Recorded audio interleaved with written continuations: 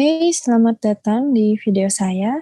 Pada kesempatan kali ini kita akan coba membahas tentang apakah Z omega ini adalah domain Euclid atau bukan. Dengan omega ini adalah akar satuan ketiga. Nah, sebelumnya kita sudah membahas bahwa Zi atau dalam hal ini adalah Gaussian integer ini termasuk dalam domain Euclid. Bagaimana dengan Z omega? Nah, tapi kita akan belajar dulu tentang akar satuan ke N. Nah, jadi sebelum kita masuk ke Z omega, kita akan belajar tentang akar satuan ke N. Ya, dalam hal ini kita punya nth root of unity dalam bahasa Inggrisnya.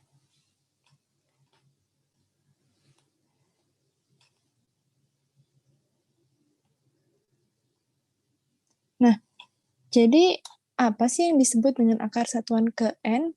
Nah, misalkan saya punya alfa ya, alfanya ini ada di bilangan kompleks. Maka kita sebut alfa ini sebagai akar satuan ke N jika saya punya alfa pangkat N ini sama dengan 1 ya. Jadi dengan alfanya bilangan kompleks dan memenuhi kondisi ini, maka kita sebut dia adalah akar satuan ke N. Kita coba ke contoh, misalkan untuk N sama dengan 4 ya, maka kita punya alfanya ya, tiada lain adalah ada plus minus 1, ada plus minus I ya, dengan I-nya adalah imajiner atau akar min 1. Dan contoh lain, misalkan kita punya N-nya sama dengan 2. Kalau N-nya sama dengan 2, otomatis kita punya alfanya adalah hanya plus minus 1 ya. Nah, bagaimana kalau N-nya itu adalah 3? Ya, kalau N-nya adalah 3, berarti dia harus memenuhi alfa pangkat 3 sama dengan 1 ya, sesuai dengan definisi. Atau kita bisa juga menuliskannya sebagai alfa pangkat 3 min 1 nilainya harus sama dengan 0. Sedangkan kita tahu bahwa alfa pangkat 3 min 1 ini bisa kita sederhanakan menjadi alfa min 1 kali alfa kuadrat plus alfa plus 1 ya. Jadi saya punya alfa min 1 kali alfa kuadrat plus alfa plus 1 ini nilainya harus sama dengan 0.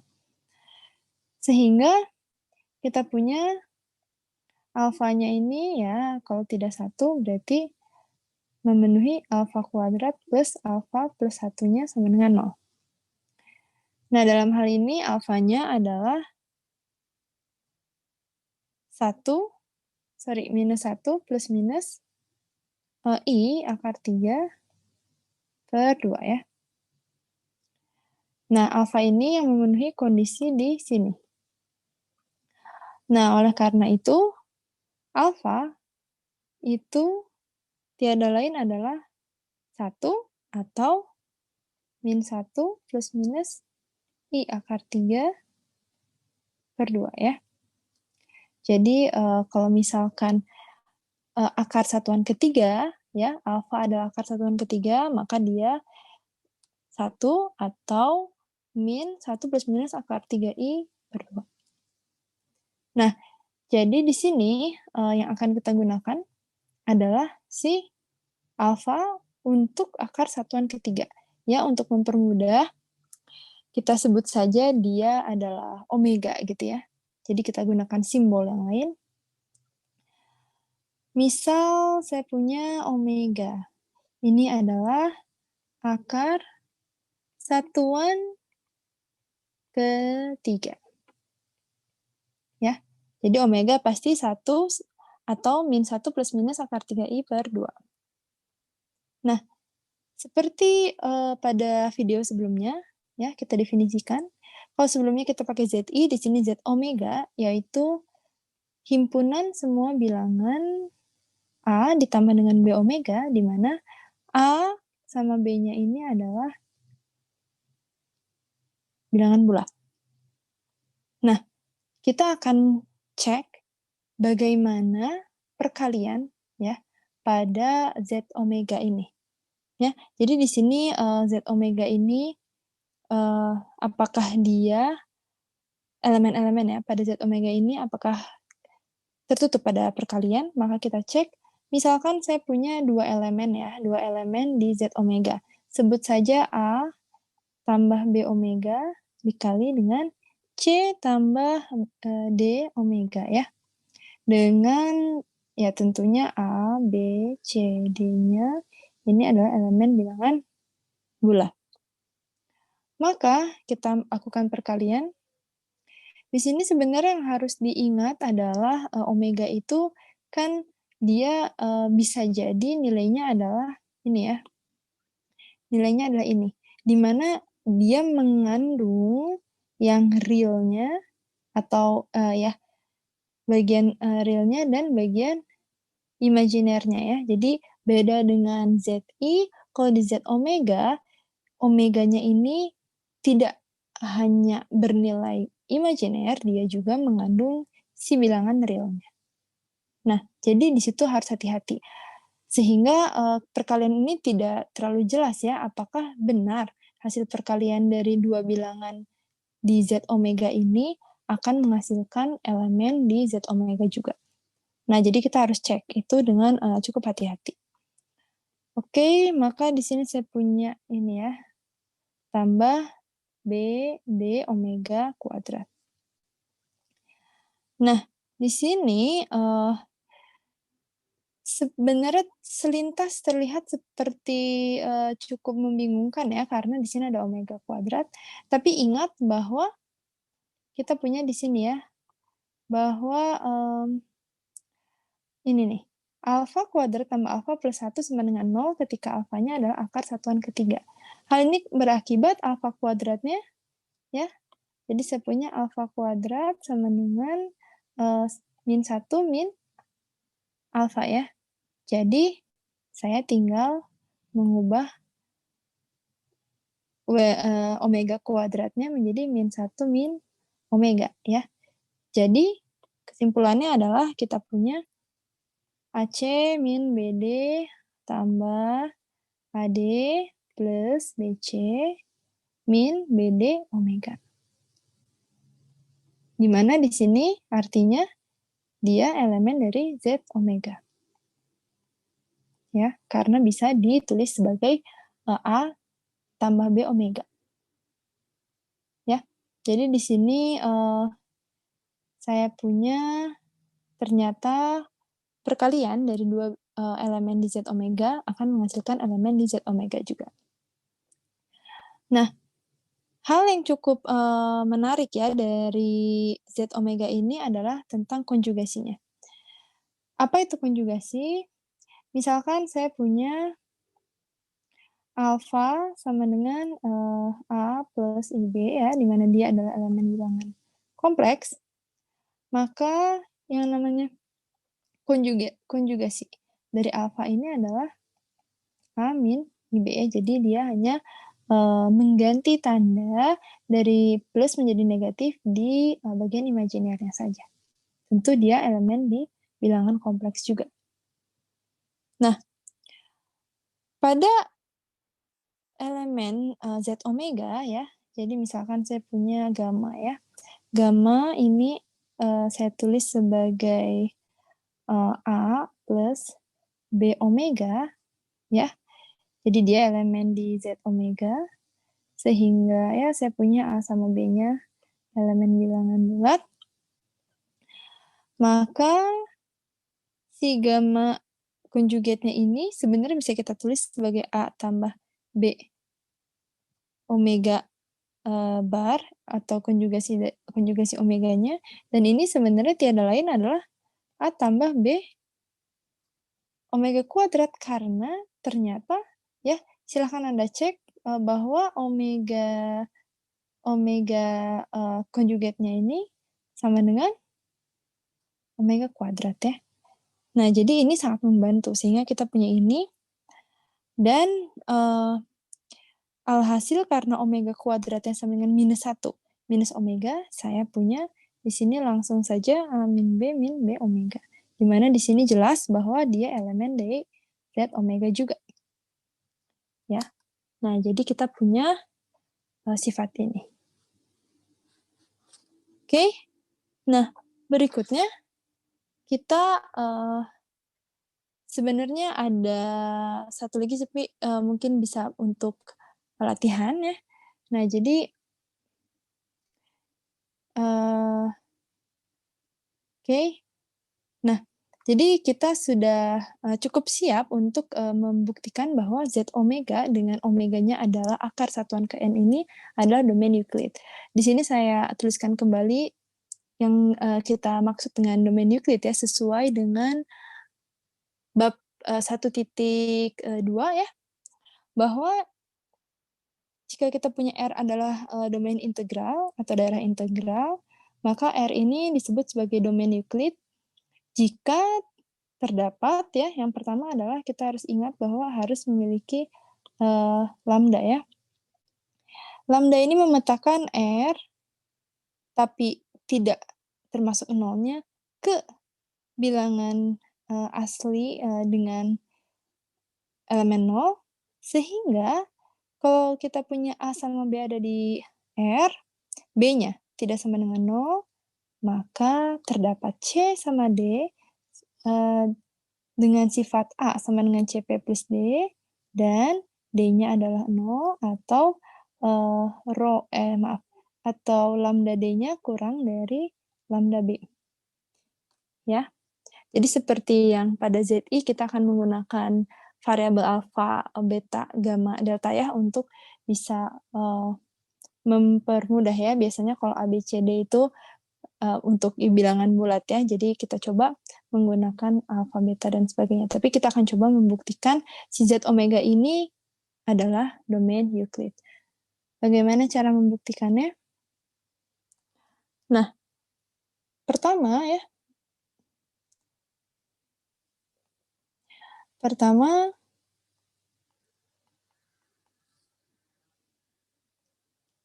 misal saya punya alfa ya, misalkan alfanya sama dengan A ditambah dengan B omega, sehingga saya punya dia adalah elemen Z omega dengan A sama B-nya ada di Z ya. Nah, sekarang pilih, tentu kita harus memilih fungsinya ya, lambda alfa. Nah, bagaimana cara memilih lambda ini? Nah, pilihlah lambda alfa ini adalah A kuadrat minus AB plus B kuadrat. Nah, perhatikan bahwa dia punya fungsi ini ternyata punya sesuatu yang spesial ya, di mana ternyata ya, ketika dicek lambda alfa ini tiada lain adalah alfa kali alfa konjugat ya. Dengan alfanya adalah Z elemen dari Z omega. Dan jika saya punya lambda alfa beta dengan alfa sama betanya ada di Z omega, ternyata dia juga multiplikatif gitu ya. Nah, ini silahkan dicek ya. Dicek sifat kedua sifat ini. Alfa, beta di Z omega. Nah, jadi kita punya kedua sifat ini yang harus diingat. Nah, kedua sifat ini cukup krusial untuk pembuktian di ininya ya, pembuktian bahwa Z omega itu adalah domain Euclid. Jadi ini saya kotakin gitu ya, jadi ini hal yang berbeda, bisa dijadikan lema gitu ya. Nah, jadi kita untuk berikutnya, misal ya, misal saya punya beta itu elemen bilangan Z omega ya, dengan ya betanya tidak boleh sama dengan 0. Maka apa yang terjadi? Maka saya bisa menuliskan alfa per beta ini boleh ya saya tuliskan sebagai alfa beta conjugate dibagi dengan beta beta conjugate. Ya. Nah, alfa beta conjugate. Oh, ternyata dia adalah perkalian dari dua bilangan atau dua elemen di Z omega. Sehingga hasilnya pastilah di Z omega. Dari mana? Dari yang kita sudah hitung tadi, bahwa perkalian dari dua elemen Z omega hasilnya ada di Z omega. Kemudian, bagaimana dengan beta-beta conjugate? Nah, ternyata dia nilainya kan sama dengan lambda alfa ya. Nah, hal ini berakibat bahwa si hasil dari ini dia pastilah bilangan asli. Tidak mungkin 0 juga karena betanya tidak sama dengan 0. Ya. Jadi, kita bisa menuliskan si hasil pembagian ini sebagai R tambah S omega dengan R sama S-nya itu adalah bilangan rasional ya. Bukan bilangan bulat ya, karena dia pembagian dari dua buah bilangan bulat. Oke. Kemudian saya akan pilih ya dengan langkah yang cukup mirip ya dengan yang ketika di domain Euclid untuk Gaussian integer. Saya akan memilih M sama N sedemikian rupa sehingga apa? R dikurangin dengan M, jaraknya mereka itu kurang dari setengah. Dan yang satu lagi juga sama, S, jarak antara S dan N ini kurang dari setengah. Saya akan memilih dua elemen bilangan bulat ini, M sama N. Nah, kemudian definisikan gamma-nya itu adalah M plus N omega. Ya, maka apa yang terjadi? Saya akan menghitung lambda dari alfa per beta min ini ya, min gamma. Nah, ini adalah apa? Kita lihat bahwa alfa ini adalah A tambah B omega ya. Beta itu atau lebih singkatnya alfa per beta ini tiada lain adalah R tambah S omega. Dan gamanya ini adalah M tambah N omega ya. Jadi kita bisa melihat bahwa si lambda dari alfa per beta min gamma ini adalah lambda dari R ya, R dari sini dikurangin dengan M ya, R minus M, R minus M dikurangin dengan, ditambah dengan S ya, S minus N omega ya. Nah, berdasarkan definisinya, kita tinggal copy paste aja. Dia adalah R minus M kuadrat minus R minus M S minus N tambah S minus N kuadrat ya. Nah, ini tinggal copy paste dari definisi. Namun di sini kita tahu bahwa si jaraknya semuanya kan kurang dari setengah ya. Jadi kita punya di sini seperempat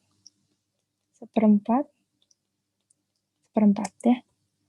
Nah, dan penjumlahan dari ini tiada lain adalah pastilah kurang dari 1. Nah, jadi kita tahu bahwa apa? Lambda dari alfa per beta min gamanya ini kurang dari 1. Nah, sekarang kita ingat akan hal ini dan kita simpan untuk bukti selanjutnya. Nah, kita sudah punya bahwa fakta-fakta tadi. Sekarang misal, saya punya row ya, row-nya sama dengan alfa minus gamma beta. Maka alfa rho ini jadi bisa jadi 0 atau nah yang, menariknya yang satu lagi adalah saya punya, lambda rho ya, ini tiada lain adalah lambda dari alfa min gamma beta. Dan saya coba manipulasi sehingga saya punya beta kali alfa per beta, boleh ya diubah seperti ini, dikurangin dengan gamma ya, gamma. Jadi saya punya nah tanda kurungnya seperti ini. Ya, jadi saya punya, lambda beta dikali dengan alfa per beta minus gamma. Karena lambda ini multiplikatif, maka saya punya ini dia sama dengan lambda beta dikali dengan lambda alfa per beta min gamma. Nah, tapi di sini ingat bahwa kita punya ini ya, kita punya ini. Sorry. Kita punya ini, ya kita tahu bahwa nilai ini kurang dari 1. Jadi, apa dampaknya? Kita tahu bahwa dia pastilah kurang dari lambda beta. Nah, jadi sehingga terbukti ya, sesuai dengan definisi dari domain Euclid, maka terbukti bahwa si lambda rho-nya ini kurang dari lambda beta ya. Jadi itu kurang lebih bukti ya, cara untuk membuktikan bahwa Z omega itu ya, jadi Z omega ini adalah domain Euclid ya.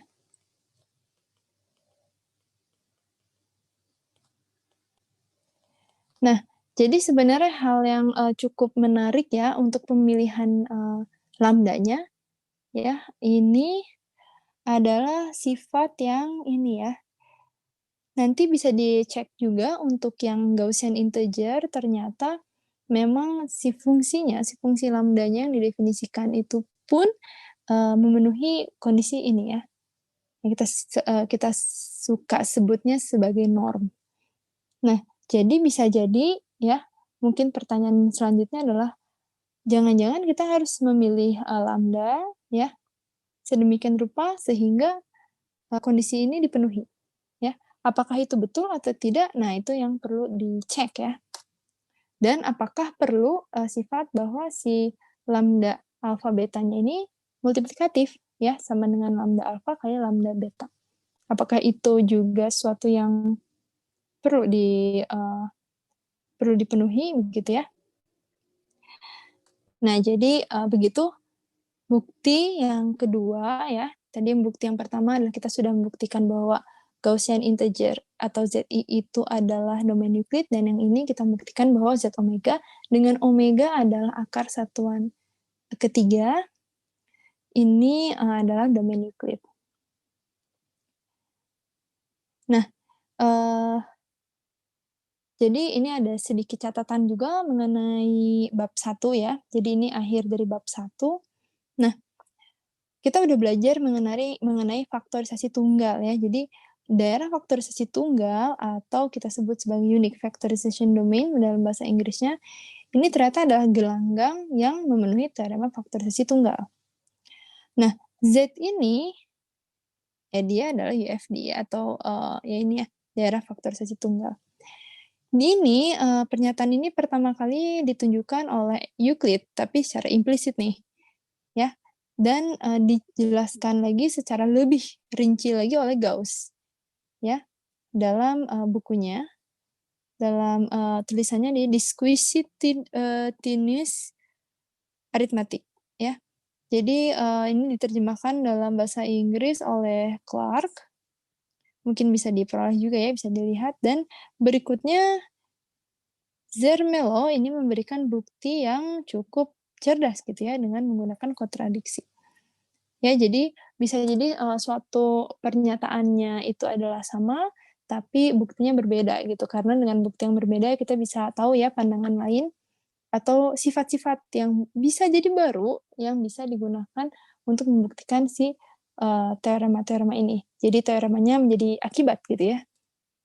Karena mungkin, seseorang menemukan teorema yang, atau lemma yang lain ya, yang bisa mendukung si pembuktian ini. Nah, pun masih direproduksi lagi, pada buku yang dikarang oleh Hardy dan Wright. Ya, jadi ini perjalanannya cukup panjang ya. Yang dibuktikan ini adalah Z-nya itu adalah UFD, tapi pembuktiannya bisa beraneka ragam oleh oleh peneliti-peneliti yang juga beragam dan juga dalam jangka waktu yang berbeda-beda ya. Jadi, cukup luar biasa. Nah, untuk ke ZI yang adalah Gaussian integer ya, diperkenalkan oleh Gauss, yang namanya juga Gaussian integer, jadi Gauss lah yang memperkenalkan itu dalam orasi ilmiahnya tentang, ini ya, biquadratic reciprocity ya. Nah, jadi, menariknya lagi ya, tadi kita udah lihat bahwa ZI itu adalah domain Euclid dan ternyata Z omega itu juga domain Euclid dan yang memperkenalkannya itu adalah Einstein ya dalam, cubic reciprocity. Nah, jadi ini, sebenarnya mereka tertarik ya dengan bentuk-bentuk dari atau sifat-sifat dari I, Gaussian integer atau Z omega ini, karena ya itu tadi ya, jadi ada hubungannya dengan, biquadratic reciprocity dan juga cubic reciprocity dan, menariknya ada hubungan dengan fenomena-fenomena fisika ya. Jadi mereka menghubungkan itu dengan, sifat-sifat yang mereka kenali dalam dunia fisika. Nah itu ya, jadi kenapa, ya selain kita kenal bahwa ya Gauss dan Einstein juga terkenal dalam membuat, ini ya, postulat-postulat di fisika, mereka juga, tertariknya karena ada keterkaitannya dengan fenomena-fenomena fisika. Nah itu yang, menjadi alasan gitu ya, kenapa, mereka ya tertarik lebih dalam untuk mempelajari secara matematik gitu. Jadi dia membuatnya ini dengan alasan ya, jadi kalau Anda tertarik, bisa juga, menengok ke jurnal-jurnal yang, teori ya, physics theory. Nah, di situ juga, bisa ya ketemu banyak dengan, ya Gaussian integer, ataupun Z omega, atau dengan, eee, ap dengan objek-objek, aljabar lainnya. Ya, terakhir saya lihat ada yang udah, menerapkan Octonian ya, Octonian. Jadi ada kompleks, ada quaternion, ada octonion ya dalam penerapannya di teori fisika gitu. Nah itu cukup menarik mungkin Anda bisa, lihat-lihat ya, bisa baca-baca. Nah sekian untuk bab 1 jadi, selesai ya untuk, pembahasan mengenai, domain Euclid, integral domain juga sudah dan, untuk berikutnya nanti kita akan, eee, bahas objek yang lain ya. Oke, terima kasih sudah, menonton video ini. Sampai bertemu lagi di video yang lainnya. Assalamualaikum warahmatullahi wabarakatuh.